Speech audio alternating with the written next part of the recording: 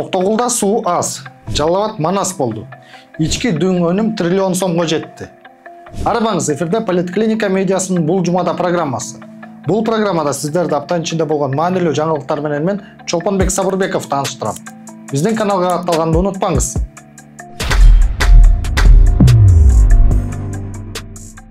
Кыргызстан президенти Садыр Жапаров Жалал Абадты Манас шаары деп кайра атоо жөнүндө мыйзамга 17 сентябрда кол койду.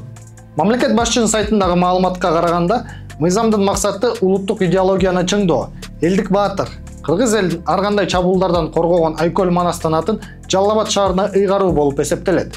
Мыйзам долбоору быйыл 10 сентябрда Жогорку Кеңеш тарабынан кабыл алынган. Жалал Абад шаардык кеңеши 3 сентябрда кезексиз сессияда калаанын аталышын Манас кылып өзгөртүү боюнча шаардын мэри Эрнисбек Ормоковдун сунушун колдогон. Ал эми Камчыбек Ташиев шаардын атын өзгөртүү анын идеясы экенин билдирди. Жалал Абад шаарын Манас шаары деп которуу боюнча бир нече күндөн бери ушундай талкуулар жүрүп атат коомчулукта. Атайлап өз пикиримди айткан эмес болчумун, ошол президентибиз мыйзамга кол койсо, эгер мыйзам өтүп чындыгында ошондой алмашса, андан кийин айтайын деген оюм бар эле. Чын-чынына келгенде бул Жалал Абад шаарын Манас шаары кылып кайрадан атын кайрадан коюу мен идеям деп айтсам да болот да. Мен дагы идеям болду. Жана элибиздин ошо суроолору болду да. Себеби туура Жалал Абад шаарын атыны Манас кылып өзгөрткөндө кайсы бир деңгээлде элибиздин ошо Жалал Абад шаарынын башка эле шаарлардын деле бар жерлердин адамдардын ичтери ачышып атат.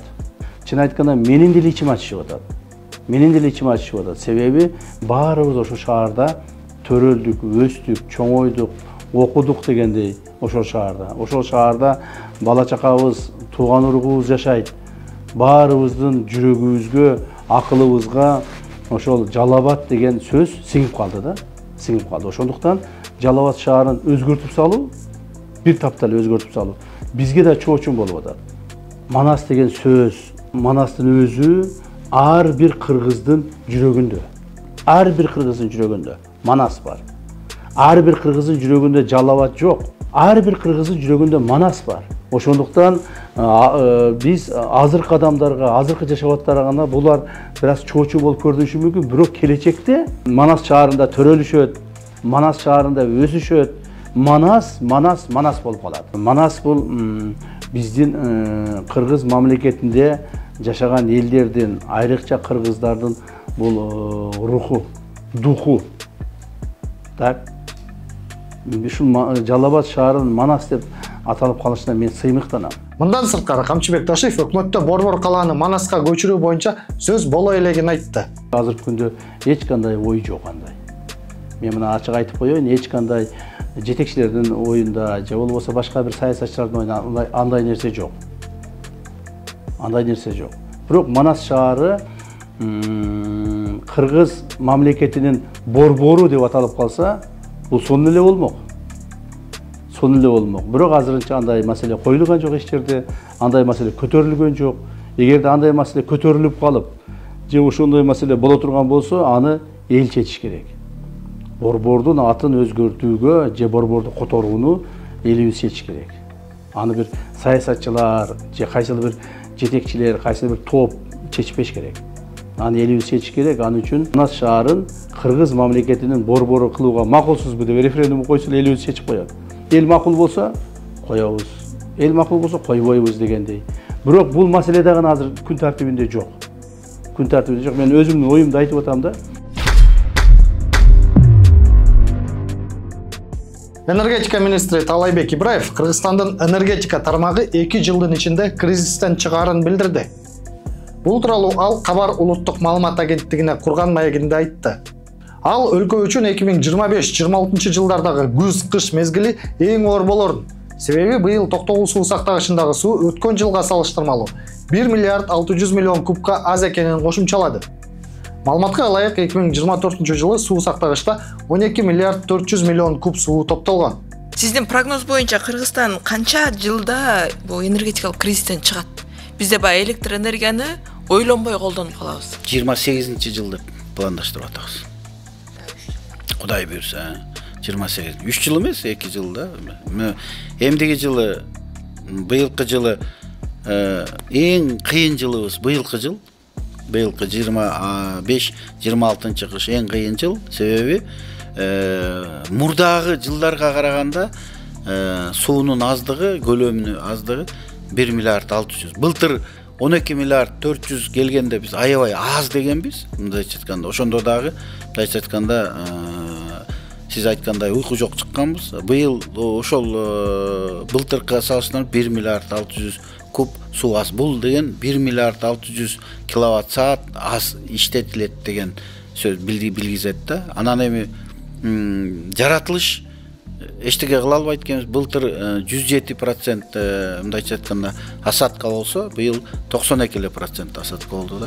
Кыргызстанда 2025 жылы электр энергияны керектүү 18,9 миллиард киловатт саат болот деп эсептелсе, электр жарыгын өндүрүү 7 айда 9 миллиард киловатт саатты түздү. Бул маалыматты Министрлер кабинетинин төрагасынын орун басары Бакыт Төрөбаев 2025-26 жылдарга карата күз-кыш мезгилине даярдык боюнча республикалык штабтын жыйынында айткан. Ушундан улам Кыргызстан күз-кыш мезгилине Казакстандан, Түркмөнстандан, Өзбекстандан жана Орусиядан 4 миллиард 3 миллион киловатт саат электр жарыгын сатып алат. Парламенттин төрагасы Нурланбек Тургунбек уулу Жогорку кеңеште өзүн-өзү таркатуу боюнча 32 депутаттын колу коюлган сунуш ага түшкөнүн жана андагы жүйөлөр негиздүү экенин айтты. Жогорку кеңеште таркатуу боюнча сунуш берген депутаттардан турган демилгелүү топ спикерге берген катында кезектеги парламенттик шайлоо 2026 жылдын ноябрь айында өтөрүн, 2027 жылдын январь айында президенттик шайлоо дайындалганын билдирип, Борбордук шайлоо комиссиясы эки саясий иш-чараны аз убакыттын ичинде өткөрүүгө жетишпей каларын негиз кылган. Нурланбек Тургунбек уулу демилгени колдой турганын айтып, эки шайлоонун удаа өтүшү саясий жана экономикалык жактан өлкөгө кыйынчылык жаратарын кошумчалады.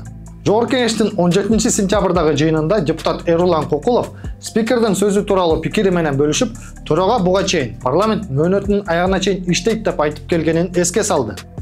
Баягы Эдил Байсалов ушундай интервью берди эле, неме Жогорку кеңеш тарабайт деп. Ошондо да сиз да чыгып айттыңыз эле да. Жогорку кеңеш тарабайт деп, мына жазында эле. Өз калыбы менен тарабайт деп. Ошондо сиздин сөзүңүзгө кандай ишенсек болобу, болбойбу мен түшүнбөй калдым да. Жакшычы, рахмат. Рахмат. Биринчиден, ойлогон ойду кыстаган турмуш жеңет дейт. Ал убакта биз айткан учурда, мен айткан учурда мыйзам кабыл алынган эмес, президенттик шайлоонун датасы да белгиленген эмес. Кийин мыйзам менен бекитилди. Демек, өзгөртсө болот. Бул жашоодо өзгөрбөгөн бир гана ыйык Куран. Башкасын бардыгын шартка жараша, кырдаалга жараша өзгөртүүгө болот. Андыктан мен айтып коеюн, андан мындай кыйкым издештин такыр кереги жок. Андан сырткары сырттан бир көрсөтмөлөр, таңылуулар аткаруу бийлиги тарабынан болуп атат дейт. Бул да негизсиз. Эч кандай аткаруу бийлигинин дагы президенттик администрациянын да тиешеси жок. Бул парламенттин ички иши. Парламент өзү чечет. Мен ушул сөздөргө да кескин жооп берип коеюн. Жогорку кеңеште өзүн-өзү таркатуу демилгесин депутаттардын жалпы санынан 3төн 2синен кем эмеси же бери дегенде 60тан ашык депутат колдошу керек. Эгерде өзүн-өзү таркатуу жөнүндө чечим кабыл алынса, парламент таркаган күндөн тартып 5 күндүн ичинде президент мөөнөтүнөн мурда шайлоо дайындайт.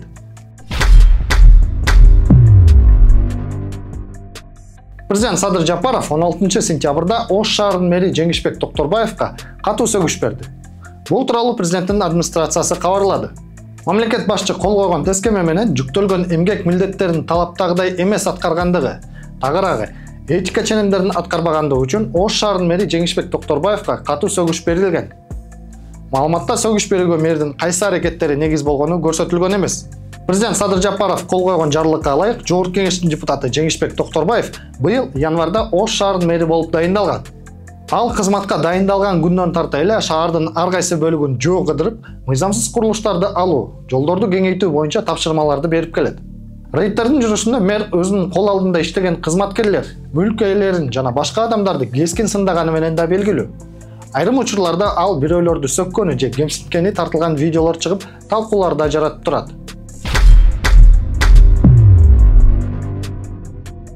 18 сентябрда Бишкектин Свердлов райондук сотунун судьясы укук коргоочу Рита Карасартованын иши боюнча өкүм чыгарды. Судья Карасартованы ага коюлган айып боюнча күнөөлүү деп таап, массалык башаламандыктар беренеси менен 5 жылдык пробациялык мөөнөт белгилеп, ал эми бийликти күч менен басып алууга ачык чакырыктар беренеси боюнча 50 000 сом айып пул салуу чечимин чыгарды. Буга чейин прокурор укук коргоочуну 10 жылга абакка кесүүнү суранган. Рита Карасартовадан тышкары бул ишке байланыштуу дагы 3 адамга айып коюлган. Свердлов райондук сотунун судьясы аларга да ушундай эле чечим чыгарды. Азырынча алардын аты жөнү коомчулукка жарыяланган жок. Ал эми адвокат Жаныш Бараков чечимге макул эместигин билдирип, апелляцияга берерин айтты. По делу Рита Рахман в Свердловском районном суде огласили приговор в отношении Риты Рахман. Я хочу сразу сказать, что в данном приговоре мы не согласны.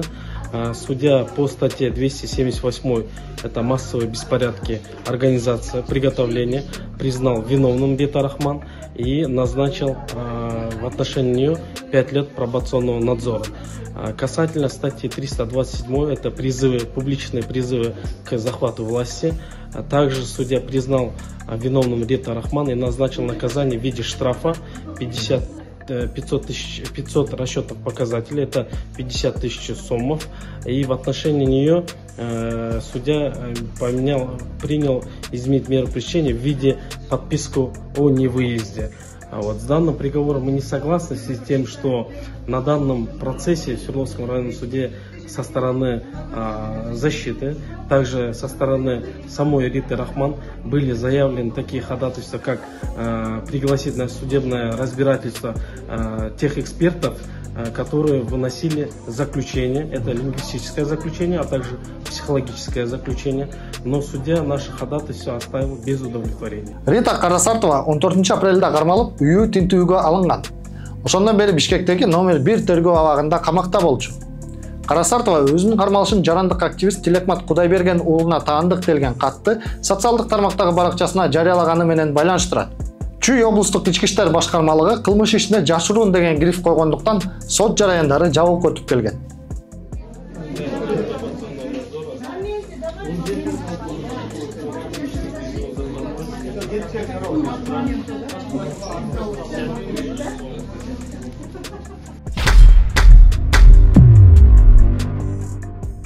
Кыргыз өкмөтү 2025 жылдын алгачкы 8 айында Кыргызстандын ички дөң өнүмү 1 триллион 42 миллиард сомду түзгөнүн кабарлады. Бул тууралуу министрлер кабинетинин төрагасы Адылбек Касымалиев 16 сентябрда аппараттык жыйында айтканын өкмөттүн басма сөз кызматы билдирди. Расмий маалыматка ылайык, жыл башынан бери ички дөң продукциянын реалдуу өсүшү 11%. түздү. Адылбек Касымалиев белгилегендей, 8 айдын жыйынтыгы менен негизги капиталга тартылган инвестициянын көлөмү 166 миллиард сомду түзүп, өткөн жылга салыштырмалуу 20%га көбөйгөн. Анын 30% же 49 миллиард сому республикалык бюджеттен каржыланган. Бул өткөн жылдын ушул мезгилине салыштырмалуу 2,5 эсе көп. Жыл башынан бери инфляциянын деңгээли 5,1% түздү. Өкмөт башчы жыйында айрым азык-түлүк товарларынын бааларына мониторинг жүргүзүү тапшырмасын берди. Биз сиздерди апта ичинде болгон маанилүү жаңылыктар менен тааныштырдык. Биздин каналга катталганды унутпаңыздар.